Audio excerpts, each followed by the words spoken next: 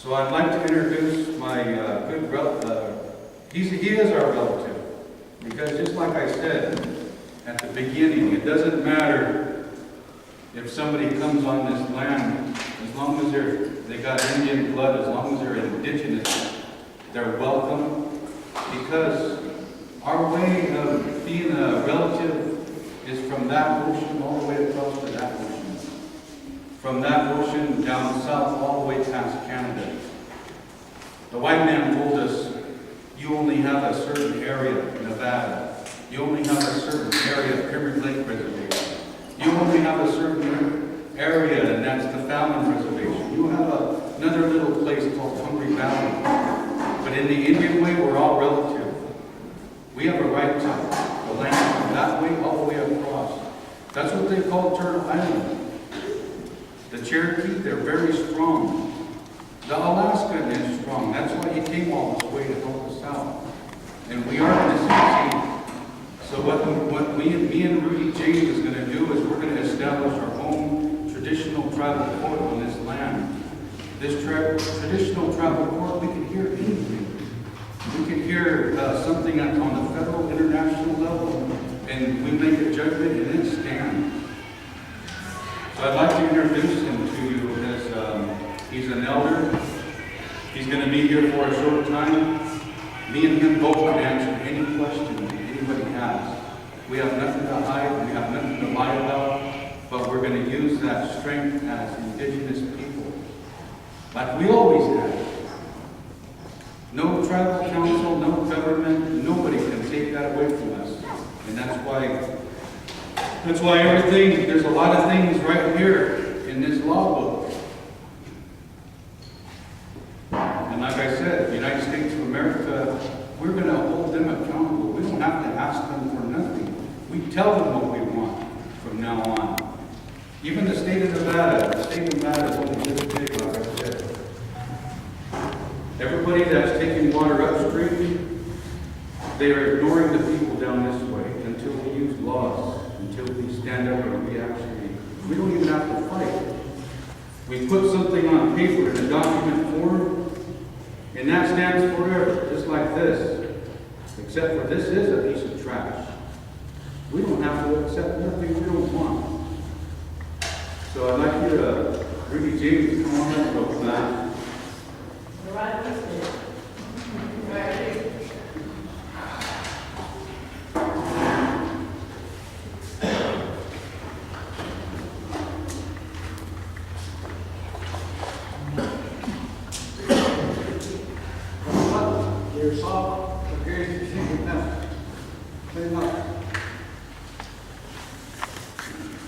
In my language, I formally introduce myself.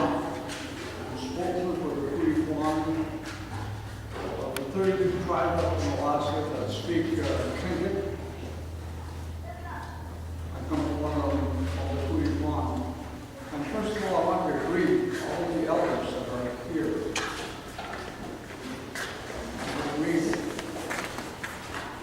Council members that are here.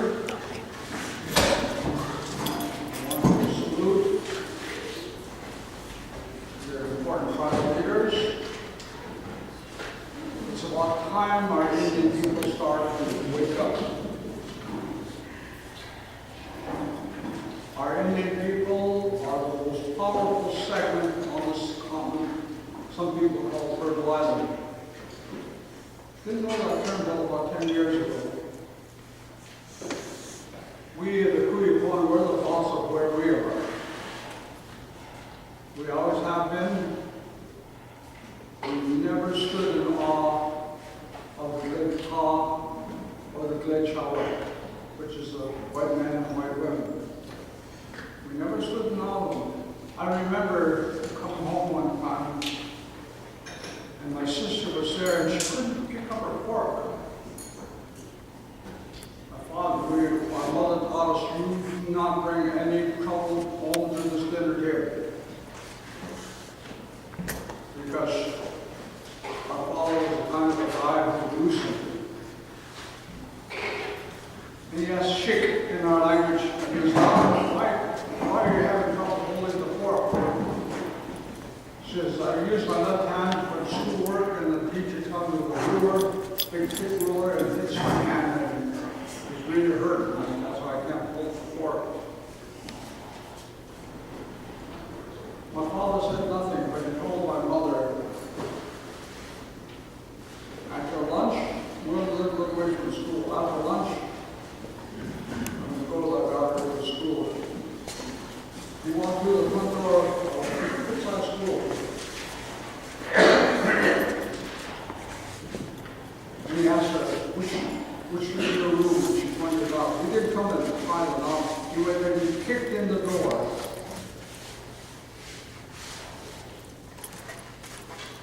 He told her one more time, because my daughter, you see that flag outside?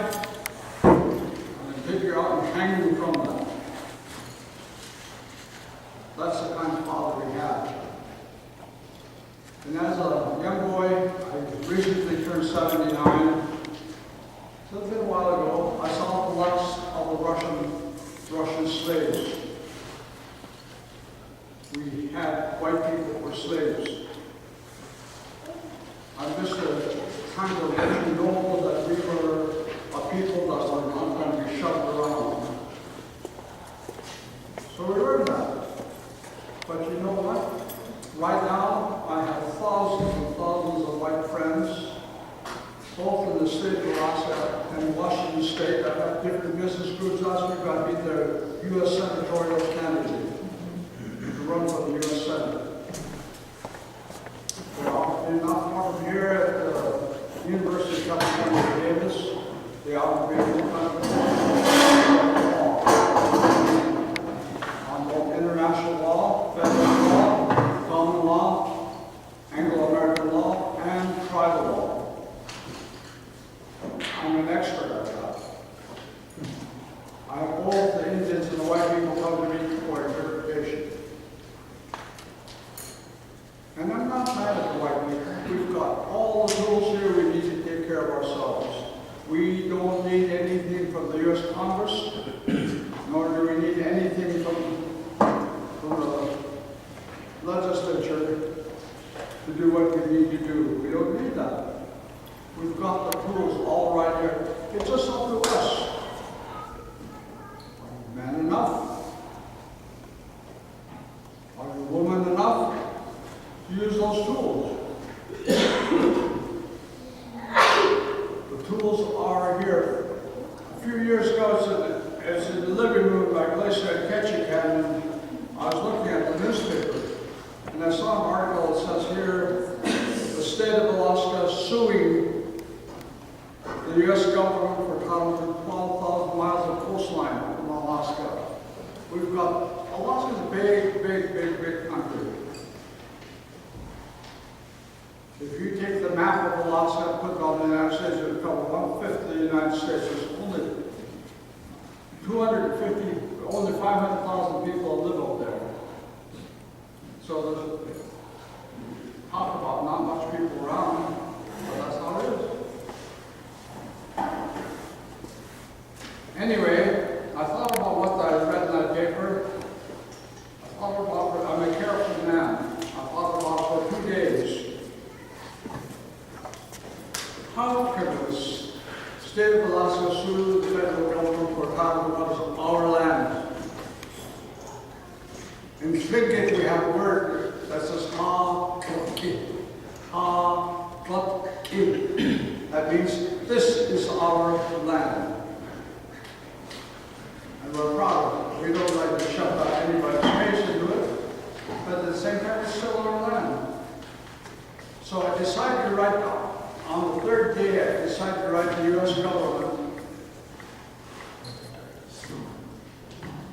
what's called a nation-to-nation type of letter.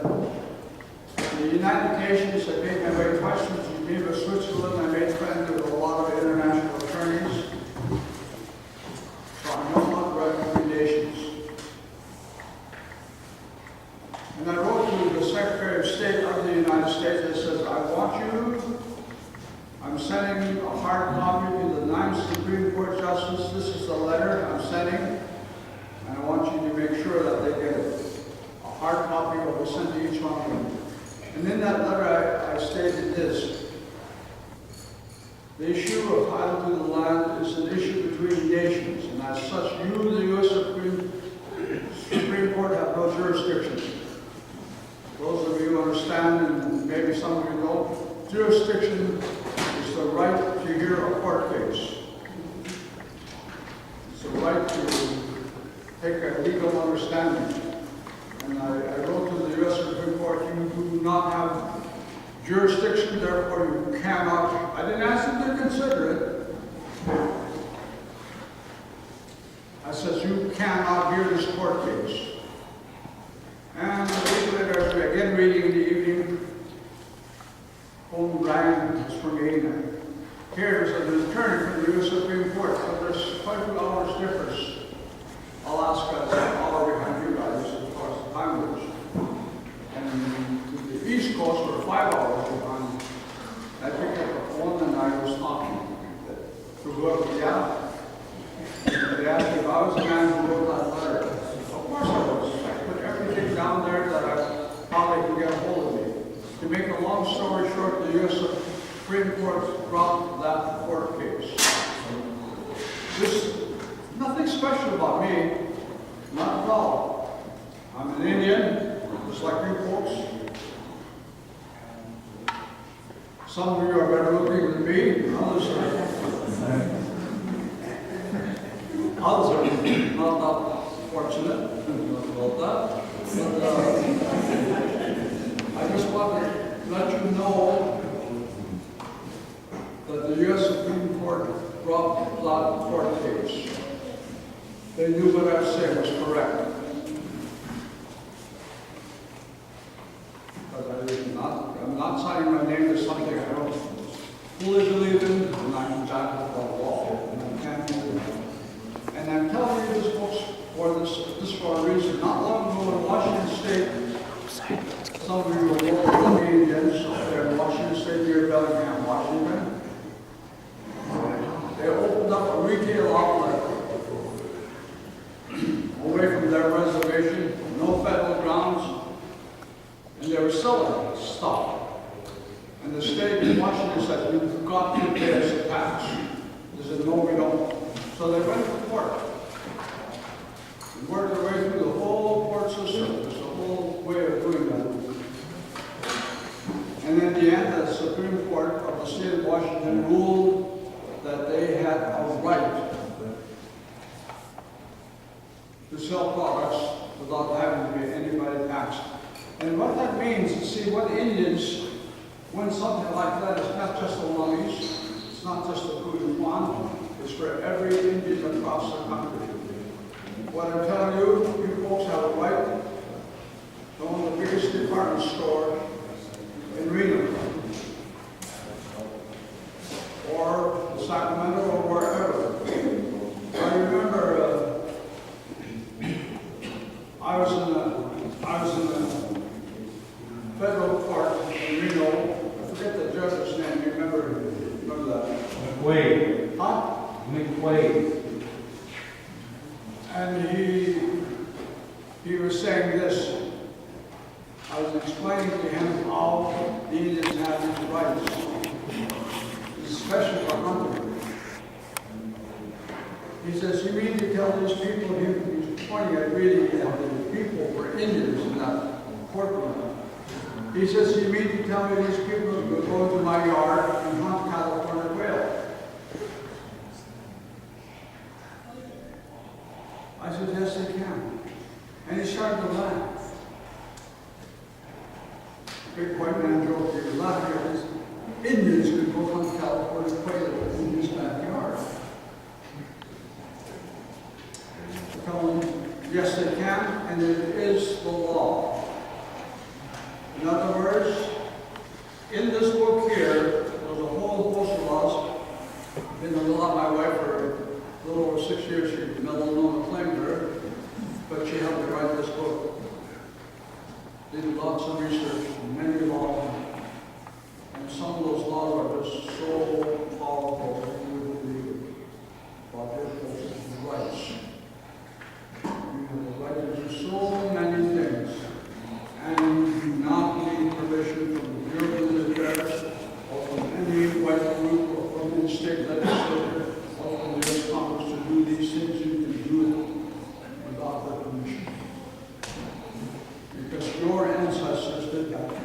You know, I've been up several times to that beautiful pyramid there, and looked at, oh, what a beautiful country. I went up to that big block, it's way bigger when you get closer to it.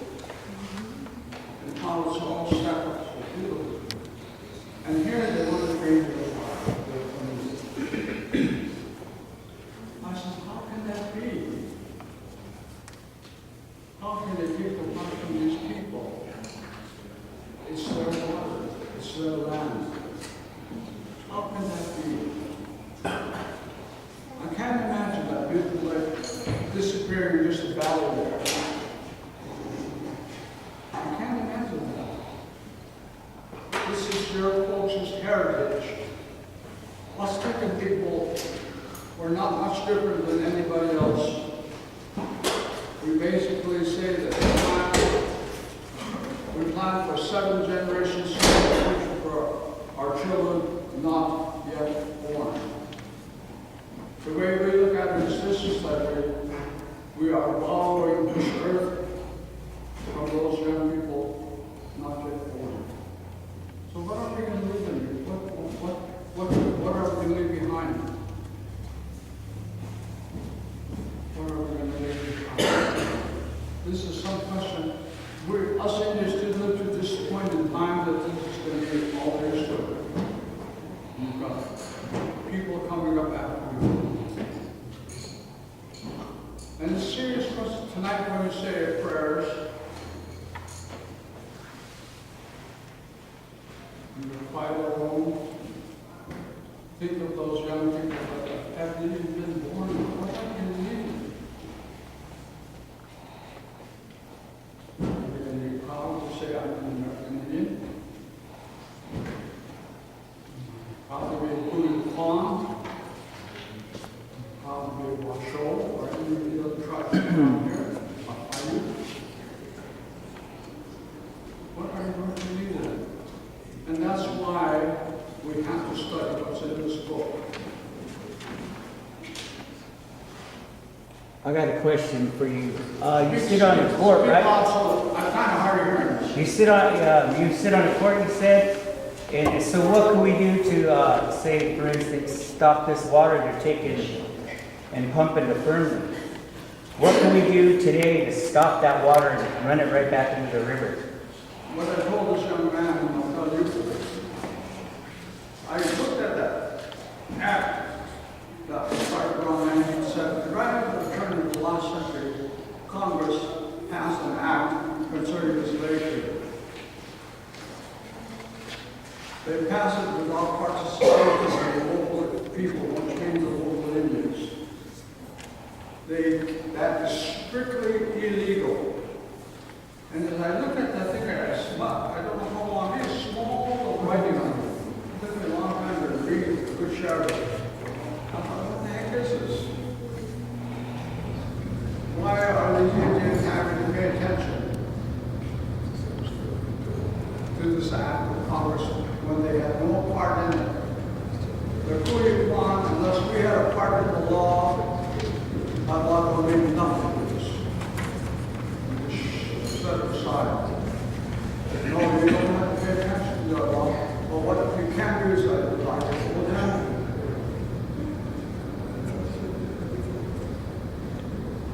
you read out a statement saying that we have no part in making a law.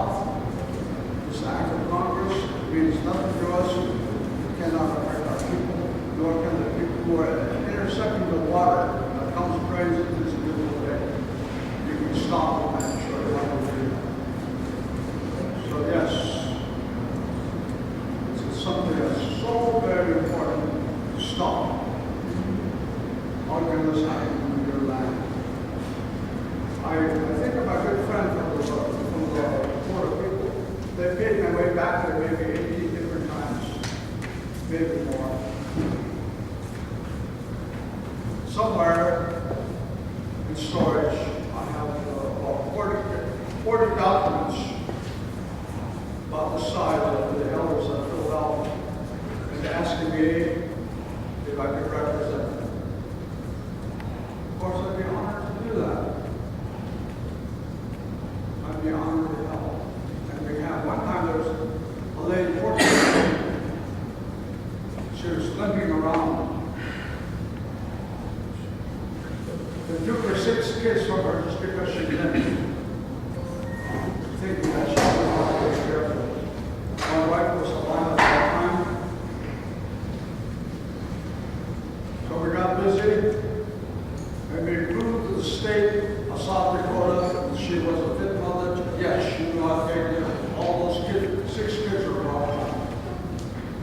These are things that, nothing special about us. You folks should do the same thing. We have done a lot of things. I have a whole bunch of court cases in here that we won. It's not because of Rudy. It's not because of Diana. It's not because of anybody else. It's because it is the law.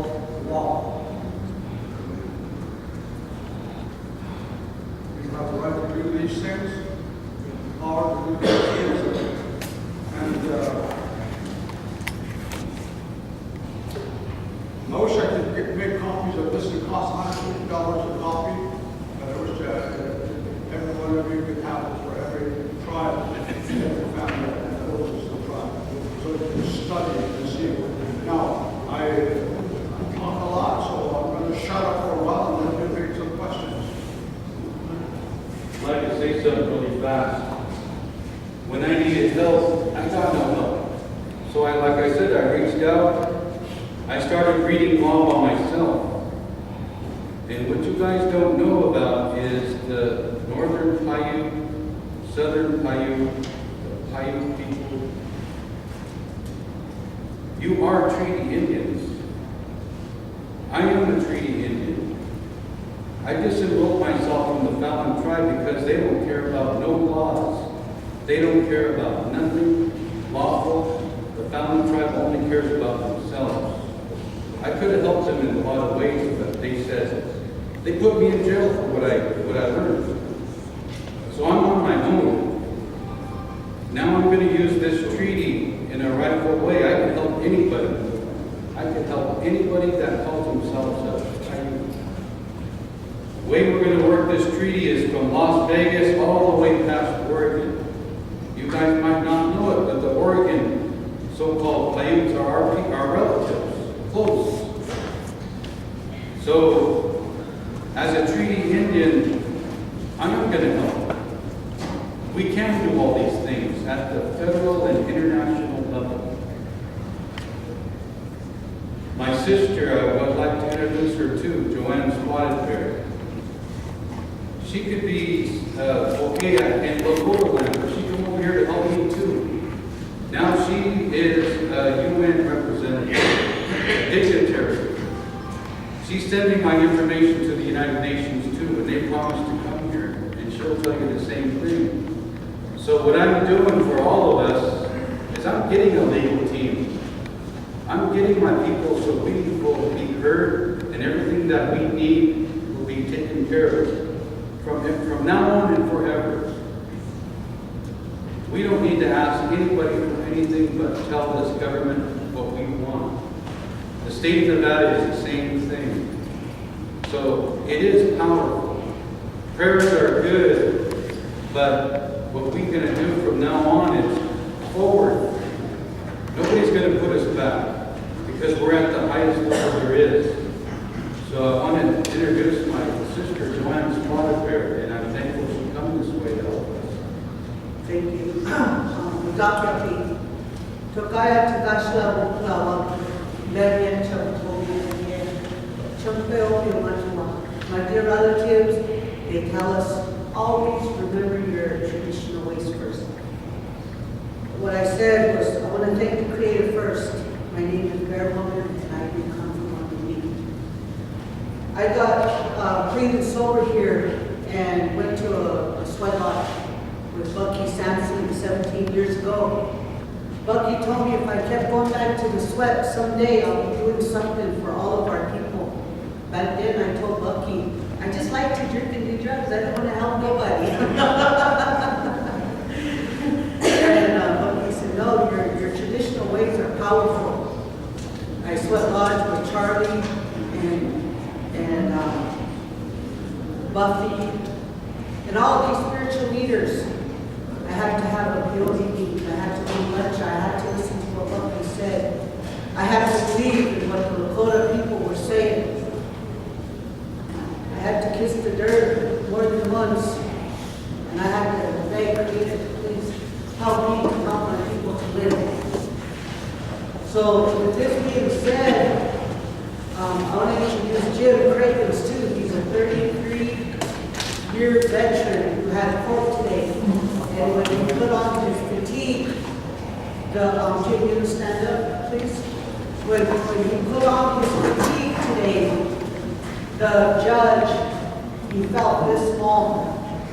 That judge has nothing on a sergeant. That they had the gold fringe flag inside of the working. That means that that's law of the sea, right? That's what we learned in our endeavors and learning. But what I want to express today is this. What Rudy is saying is very true. What Wesley is saying is very true. We don't want to lie to you. We don't want to make you believe something that you don't want to believe. So here it goes. I am talking to 1,000 ambassadors around the world on Facebook.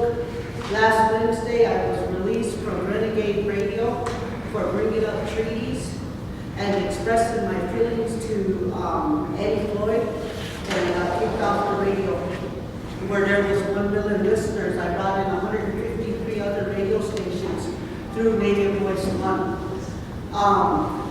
There's the ambassadors of the United Nations who took Wesley's case, and his case only, I have 4 cases. One of the cases is Wesley's case on his hunting and fishing, and the United Nations ambassadors got that. The second case is $2.64 billion of investment in Pine Ridge, South Dakota. The other one is $500 billion of embezzlement in Montana. The last one is all the treaties that are neglected and being for sale in Washington for those $38. So I was very mad when I heard these because Texas is not for sale.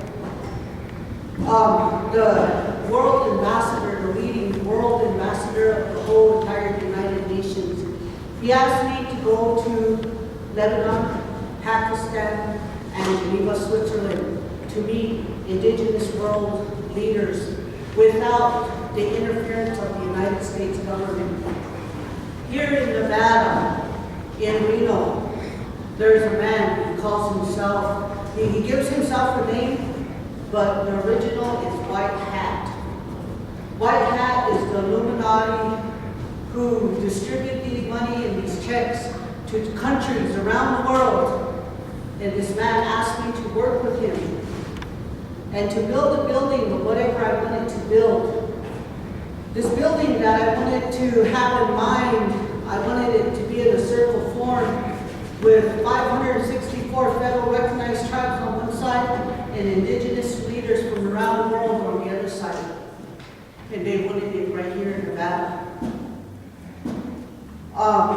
Like I said last night, and I'll say it again, each of you have to bring your families, and you have to support Wesley. You have to support Rudy, because you're not just supporting him. This is your future right here. These children are your future. Next 7 generations is your future. What our traditional leaders like Bucky and Charlie and all of them, those prayers are powerful. What Volca and Sitting Bull, when they crossed and they talked, they said they wanted our people to live. Today, the drugs, the alcohol, the suicide rate, the imprisonment, all that dominates our people. A lot of times, I myself, I want to give up. I want to give up because I don't think I'm making change. A lot of times, I was mad at Wesley. A lot of times. And then he started out not knowing nothing. Now, he's smarter than me. But I'm still representing him at the United Nations level, just on treaties alone. Those laws they're not just laws. They're in your heart. They're in your mind. They're in your soul. There's something you already know. You know what's right from wrong. That's what those are. That chanupa, that ghost dance, that language that your relatives left you, that's yours. That belongs to all of